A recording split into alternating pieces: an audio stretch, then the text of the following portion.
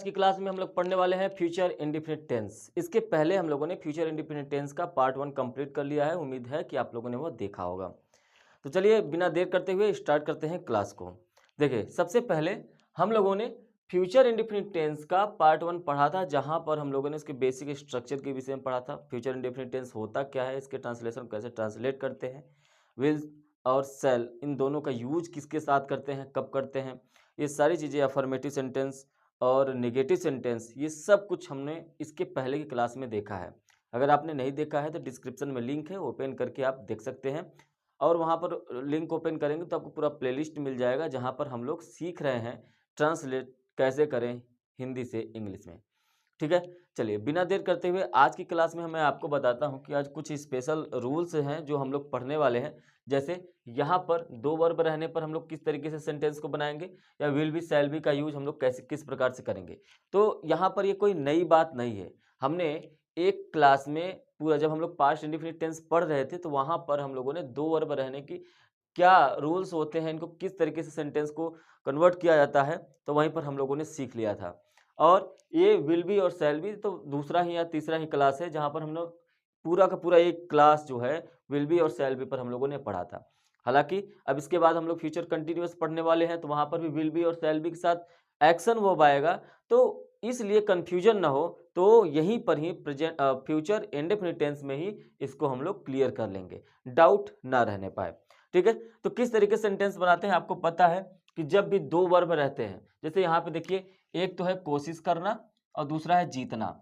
यहाँ पर देखिए एक है आना, एक है पढ़ाना। यहाँ पर क्या है, करना और चाहना। यहाँ पर है पीटना और आना। तो देख रहे हैं सभी में दो दो वर्ब है। और जब दो वर्ब होते हैं तो जो मेन वर्ब होता है तो उसको तो हम लोग टेंस के अकॉर्डिंग बना लेते हैं, चाहे कोई भी टेंस हो उसके अकॉर्डिंग बना लेते हैं। लेकिन अगर जो दूसरा वर्ब होता है, जो मेन वर्ब नहीं होता है, उसको हम लोग टू के साथ वर्ब की फर्स्ट फॉर्म में जोड़ देते हैं। किसके साथ जोड़ देते हैं, दूसरे वर्ब को। जो दूसरा वर्ब होता है, जो सेकेंड वर्ब होता है, उसको हम लोग टू के साथ वर्ब की फर्स्ट फॉर्म में जोड़ देते हैं। और जो फर्स्ट होता है उसको टेंस के अकॉर्डिंग चेंज कर देते हैं, जिस भी टेंस में वो रहे। तो यहाँ पे देखिए टेंस के अकॉर्डिंग करेगी मतलब गागेगी है, तो ये जाहिर सी बात है फ्यूचर इंडेफिनिट टेंस है, तो इसको हम लोग बदलेंगे। सबसे पहले ही सब्जेक्ट को लिखेंगे, सब्जेक्ट को लिखने के बाद यहाँ पे डिसाइड करेंगे कि अब फ्यूचर इंडेफिनिट टेंस है, तो गागेगी है, तो ही के साथ हम लोग क्या लगाते हैं, तो कहेंगे ही के साथ लगता है विल, ही विल, ये हो गया। अब क्या है, कोशिश करना, तो यहाँ पे क्या हो जाएगा, ट्राई। ट्राई का मतलब क्या हो गया, कोशिश करना। ही विल ट्राई मतलब वह कोशिश करेगी। अच्छा करेगी है ना, तो ये ही नहीं होगा, ये सी हो जाएगा। वह कोशिश करेगी, सी विल ट्राई। क्या, जीतने की। अब ये दूसरा वर्ब है ना, तो दूसरे वर्ब को टू के साथ वर्ब की फर्स्ट फॉर्म लगाते हैं, तो टू लगाने के बाद जीतना मतलब होता है विन, और फुल स्टॉप दे दीजिए। ये बन गया सी विल ट्राई टू विन, मतलब वो जीतने की कोशिश करेगी। इस तरीके से दो वर्ब का यूज करते हैं। नेक्स्ट है वह पढ़ाने आएगा। वह का मतलब क्या हो गया, ही हो गया, ही। इसके बाद गागेगी है, तो जाहिर सी बात है विल का यूज करेंगे। और इसके बाद वर्ब की फर्स्ट फॉर्म आएगा। आना मतलब क्या होता है, कम हो जाएगा। अब यहाँ पे देखिए दूसरा वर्ब क्या है, पढ़ाना। दूसरे वर्ब को टू के साथ वर्ब की फर्स्ट फॉर्म में जोड़ते हैं, तो टू के साथ हम लोग टीच जोड़ देंगे, क्योंकि टीच का मतलब होता है पढ़ाना, और फुल स्टॉप दे देंगे। ठीक है, इस तरीके से हम लोग ट्रांसलेट करते हैं। दूसरा नेक्स्ट क्या है, तुम क्या करना चाहते हो। यहाँ पे देखिए क्या बीच में आया है। अब इतना तो आपको पता ही चल गया होगा इसकी पहले क्लास देखकर कि इंट्रोगेटिव सेंटेंस को कैसे बनाते हैं। कैसे बनाते हैं, जब भी क्या क्यों कब कैसे बीच में आ गया तो उसकी इंग्लिश सबसे पहले लिख लेंगे, तो हम लोग व्हाट को सबसे पहले लिख लेंगे। अब इसके बाद बचा क्या, अब इसको छोड़ दीजिए, भूल जाइए। बचा तुम करना चाहोगे, इसकी इंग्लिश बना लीजिए पहले। तुम करना चाहोगे, तुम का मतलब क्या हो गया, तो आप कहोगे तुम का मतलब हो गया यू। अब यहाँ पे देखिए एक चाहना है और एक करना। तो यहाँ पर आप देखिए, यहाँ पर क्या है, गागेगी लगा हुआ है, तो फ्यूचर इंडिफिनिट टेंस है, तो यू के साथ विल लगता है। यू विल वांट, चाहना मतलब वांट। अब करना मतलब क्या होता है, डू, तो यहाँ पे टू के साथ वर्ब की फर्स्ट वर्ब जोड़ेंगे। लेकिन लास्ट में आते थे, आपको ध्यान रखना है कि क्वेश्चन मार्क लगाना है। और जब क्वेश्चन मार्क आप लगाते हैं तो जो हेल्पिंग वर्ब होता है वो सब्जेक्ट के पहले चला आता है, तो ये सब्जेक्ट के पहले चला आ जाएगा, तो ये बन जाएगा। तो ये सेंटेंस जो बनेगा, ये बनेगा what will you want to do. क्या बनेगा, what will you want to do, तुम क्या करना चाहोगे। इसी तरीके से नेक्स्ट है कि वह तुम्हें पीटने नहीं आएगा। अब वह हो गया ही के बाद आएगा गागेगी है, तो ही के साथ विल का ही यूज होता है, ही विल आएगा मतलब कम, लेकिन यहाँ पे क्या है नॉट। हमने आपको इसके पहले ही बताया कि जो नॉट का यूज होता है ना, विल या सेल के जस्ट बाद ही होता है। कोई भी टेंस ऑफ फ्यूचर का अगर विल या सेल आपने यूज किया है तो जस्ट उसके बाद ही नॉट का यूज होता है। तो विल के जस्ट बाद ही नॉट का यूज होता है, इसलिए हम विल के जस्ट बाद ही नॉट का यूज कर लेंगे। ही विल नॉट हो गया। अब यहाँ पे क्या है कम, ही विल नॉट कम। दूसरा क्या है पीटना, तो क्या हो जाएगा टू के साथ हम लोग क्या लगाएंगे वर्ब की फर्स्ट फॉर्म टू बीट, है ना। अब क्या है बचा क्या है तुम्हें, तुम्हें के लिए हम लोग क्या यूज कर लेंगे यू, फुल स्टॉप दे देंगे। He will not come to beat you, मतलब और तुम्हें पीटने नहीं आएगा। इस तरीके से सेंटेंस को बनाएंगे। तो नेगेटिव सेंटेंस आएगा तो जाहिर सी बात है जहां पर भी विल या सेल रहेगा उसके बाद ही हम लोग नॉट का यूज कर देंगे, हमारा सेंटेंस नेगेटिव बन जाएगा। अगर यही वाले सेंटेंस में ये होता कि तुम क्या करना नहीं चाहोगे या तुम क्या नहीं करना चाहोगे, ऐसा सेंटेंस होता तो नॉट का यूज हमको पता है ना विल के बाद ही करना है। तो विल के बाद तो सब्जेक्ट के पहले भी नहीं होता है, तो विल का यहाँ पे यूज हम लोग कर लेते हैं नॉट यहाँ पर, ठीक है। तो ये बन जाता है हमारा सेंटेंस। तो इस बात को आपको ध्यान में रखना है। उम्मीद है कि इतना सा आपको समझ में आया होगा, है ना। अगर आप पहली बार आ गए हैं डायरेक्ट इसी क्लास पे आ गए हैं तो इसके पहले का फ्यूचर इंडेफिनिट टेंस आप जरूर देख लें, है ना, जिससे ये सारी चीज़ें डाउट में रहेंगी। और आपको ये भी पता होगा कि हम लोग जो है हर एक टेंस वाइज हर एक चैप्टर वाइज एक्सरसाइज कर रहे हैं। वो आपको डिस्क्रिप्शन में लिंक मिल जाएगा, ओपन करके प्लेलिस्ट चेक करिए, एक्सरसाइज की क्लास अटेंड करिए। वहां पर आपको सीखने को मिलेगा किस तरीके से एक्सरसाइज किया जाता है, किस तरीके से सेंटेंस को ट्रांसलेट किया जाता है, ठीक है। वो प्रैक्टिस है। बाकी रूल्स रेगुलेशंस एग्जाम्पल्स एक्सरसाइजेस जो आपको यहाँ पर मिल जाएंगे। अब आइए दूसरे पॉइंट पे, विल बी और शैल बी। इसका यूज हम लोग पहले ही पढ़ चुके हैं, लेकिन फिर भी हम लोग यहाँ पे इसके विषय में जानेंगे जरूर। जैसे है कि मैं एक डॉक्टर बनूंगा, देखिए बनूंगा हो जाए या होगा आ जाए, बनेगा आ जाए, रहूंगा हो जाए। लेकिन ध्यान रखेंगे ऐसे केस में ना ये होता है कि आप ये बता रहे हैं कि मैं एक डॉक्टर बनूंगा, मतलब फ्यूचर टाइम में आप डॉक्टर बन जाएंगे, आप ये कहना चाह रहे हैं। डिफरेंस होता है, देखिए वह एक अच्छा किसान होगा, तो यहाँ पे दो चीजें हो सकती है। अगर आपने कहा कि वह एक अच्छा किसान होगा, इसका मतलब ये भी तो हो सकता है कि किसान कोई जो जा रहा है, दो तीन किसान जा रहे हैं, तो आप ये भी कह रहे हैं कि वह एक अच्छा किसान होगा।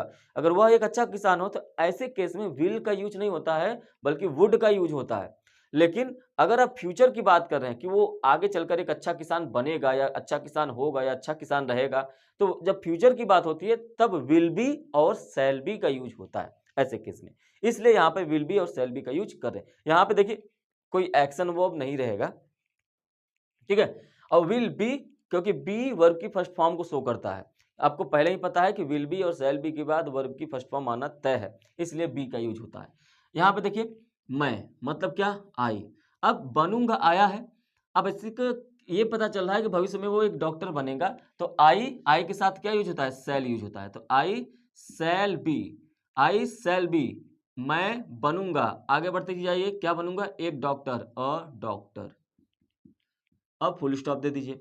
अच्छा यही होता मैं एक डॉक्टर नहीं बनूंगा, नहीं बनूंगा तो शैल के बाद नॉट, विल बी या शैल बी रहे तो विल या शैल के जस्ट बाद ही नॉट का यूज करना है, बी की बात नहीं करना है ना।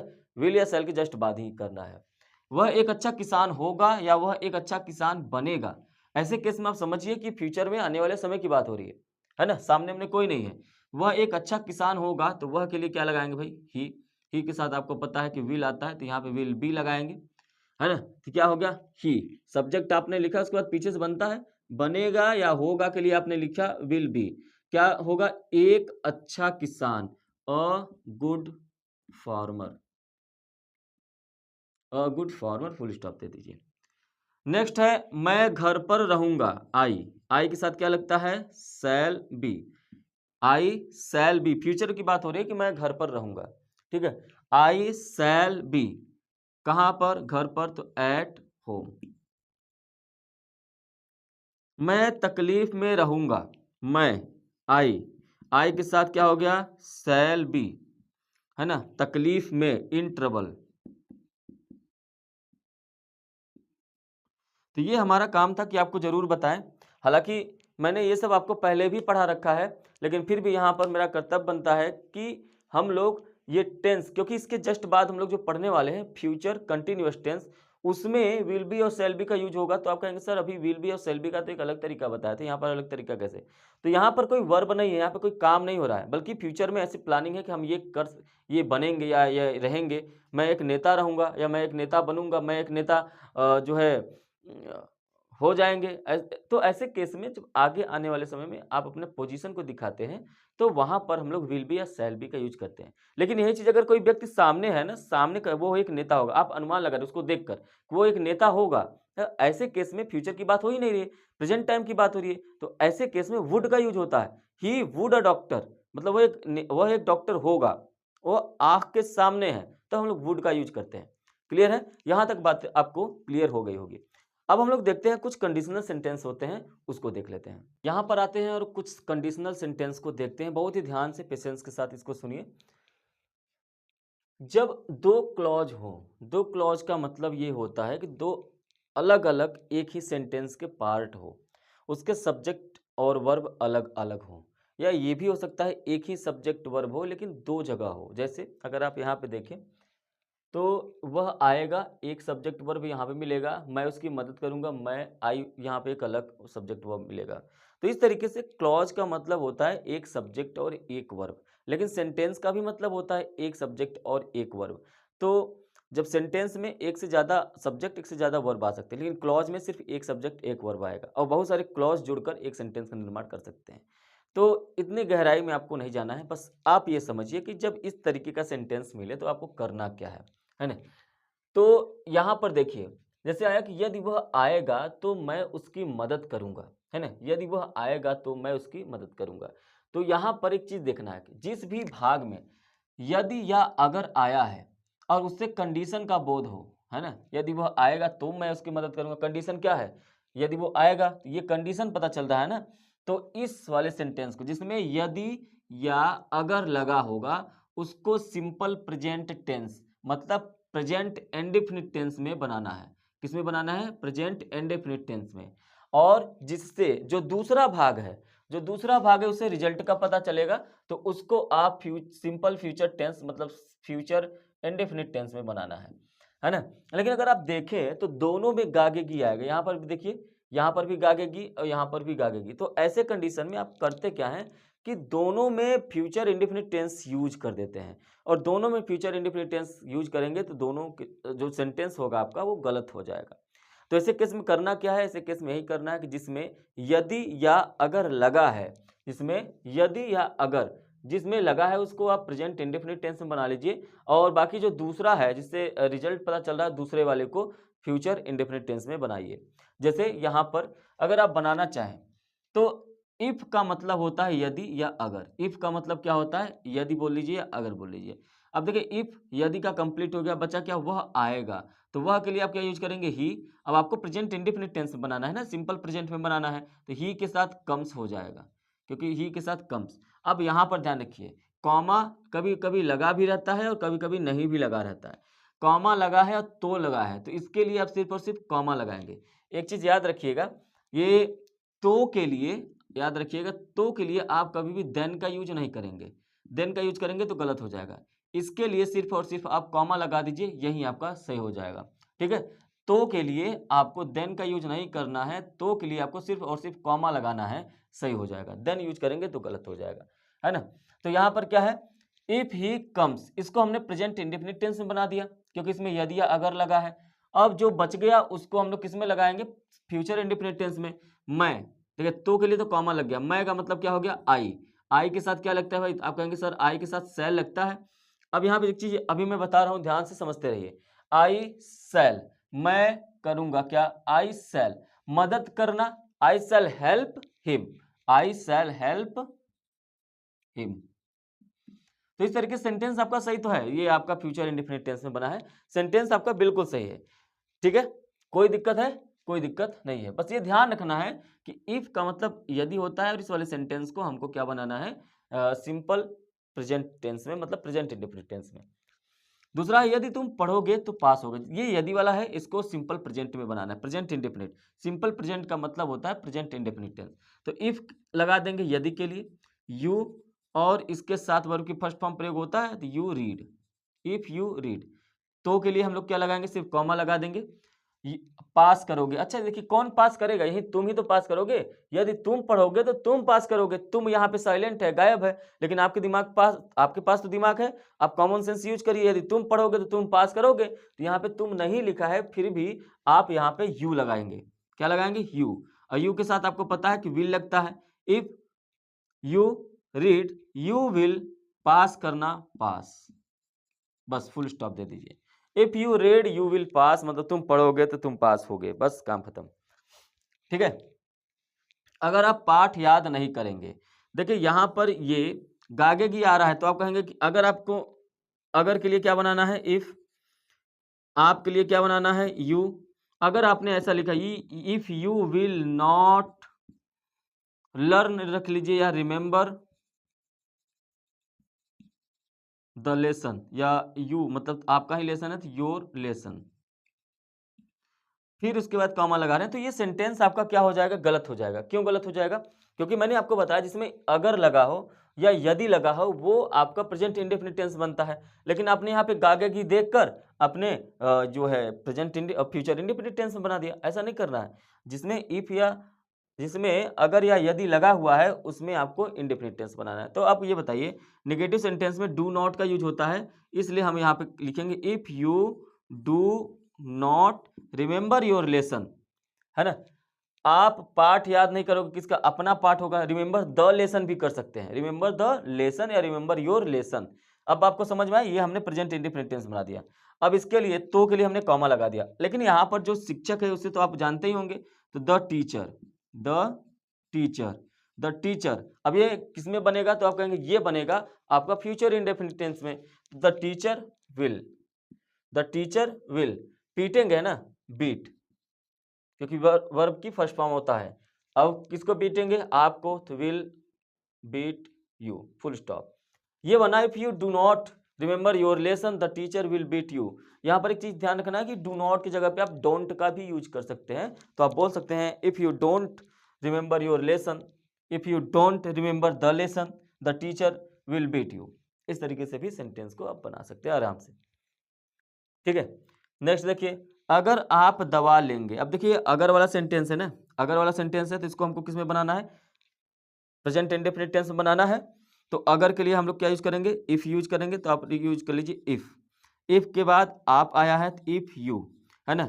दवा लेना मतलब होता है मेडिसिन लेना, ड्रग का यूज नहीं करेंगे। दवा के लिए ड्रग का भी यूज होता है, तो यहाँ पे दवा खाने की बात हो रही है इसलिए मेडिसिन का यूज करेंगे। ठीक है।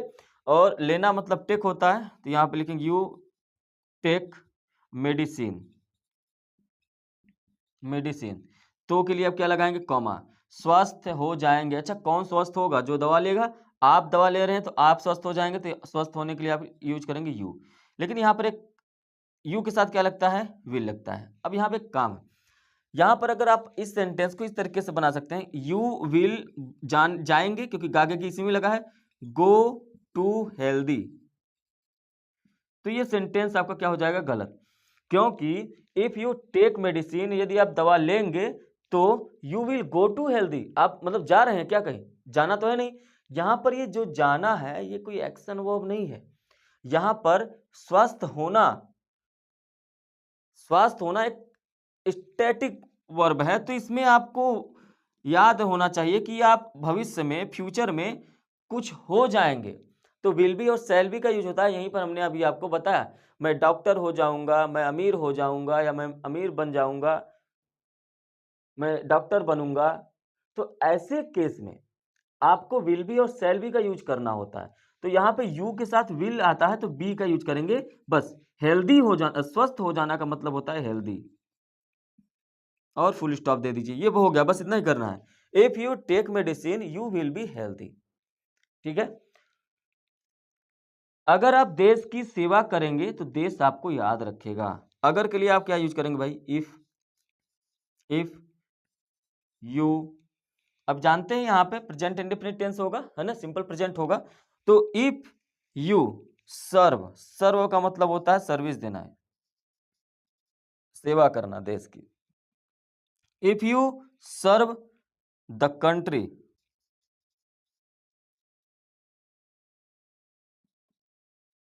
तो के लिए आप क्या लगाएंगे? Comma. If you serve the country, यदि आप देश की सेवा करेंगे तो देश आपको याद रखेगा। तो कॉमा लगा दिया हमने तो के लिए, देश आपको याद रखेगा, द कंट्री, है ना। आप कंट्री के साथ क्या लगाएंगे, विल। याद रखना, तो याद रखने के लिए क्या, रिमेंबर, है ना। क्या रखेंगे, रिमेंबर। तो यहां पर क्या आप लर्न का यूज कर सकते, अच्छा यहां पर देखिए, यहां पर कहा गया, याद नहीं करने के लिए हमने रिमेंबर लिखा था, तो यहां पर अगर रिमेंबर है तो क्या यहां पे लर्न कर सकते थे क्या, तो आप कहेंगे बिल्कुल सर यहां पर लर्न कर सकते थे, लेकिन यहां पर आप लर्न नहीं कर सकते हैं, यहां पर आपको रिमेंबर ही रखना पड़ेगा, ठीक है। रिमेंबर किसको याद रखेगा, आपको याद रखेगा, यू कर लीजिए। If you serve the country will remember you. बस इस तरीके से आपको कंडीशनल सेंटेंस बनाना होता है। कंडीशनल सेंटेंस के बहुत सारे टाइप्स होते हैं, अलग अलग होते हैं। यहाँ पर हम सिर्फ इतने की ही बात करेंगे, क्योंकि हम लोग इंडेफिनिट फ्यूचर का पढ़ रहे हैं, तो फ्यूचर के इंडेफिनिट टेंस की बात हो रही है, इसलिए यहाँ पे हम लोग इतना ही बात करेंगे। अब यहाँ पर आपको कभी भी ऐसा अगर डाउट हो, क्योंकि गा गी दोनों में होगा, तो आप किसको इंडेफिनिट टेंस में बनाएंगे, किसको प्रेजेंट में बनाएंगे, किसको फ्यूचर बनाएंगे, ये डाउट तो आपको क्लियर हो गया होगा। ठीक है, बहुत आसान होते हैं ऐसे सेंटेंस। बस ये भी ध्यान रखना है कि तो के लिए आप देन का यूज नहीं करेंगे, आप सिर्फ और सिर्फ कॉमा लगा दीजिए, चाहे हिंदी में कॉमा लगा हो या ना लगा हो। अगर यहाँ पे कॉमा नहीं लगा होता तो भी यहाँ पे आपको कॉमा लगाना पड़ता, ठीक है, कोई फर्क नहीं पड़ता हिंदी में लगाए कि नहीं लगाए, तो के लिए आपको कॉमा लगाना पड़ता है। तो आज हम लोगों का कंप्लीट होता है फ्यूचर इंडेफिनिट टेंस। इससे संबंधित जितने भी डाउट्स थे, जितने भी टाइप के सेंटेंस हो सकते थे, हमने बता दिया। अब इसके बाद हमारा नेक्स्ट क्लास होगा फ्यूचर कंटिन्यूअस टेंस पे। अगर आपको वीडियो अच्छा लगा हो तो इसे लाइक करें, शेयर करें, और चैनल पे पहली बार हैं तो जरूर से जरूर सब्सक्राइब करें। चलिए मिलते हैं नेक्स्ट क्लास में। Thank you, have a nice day.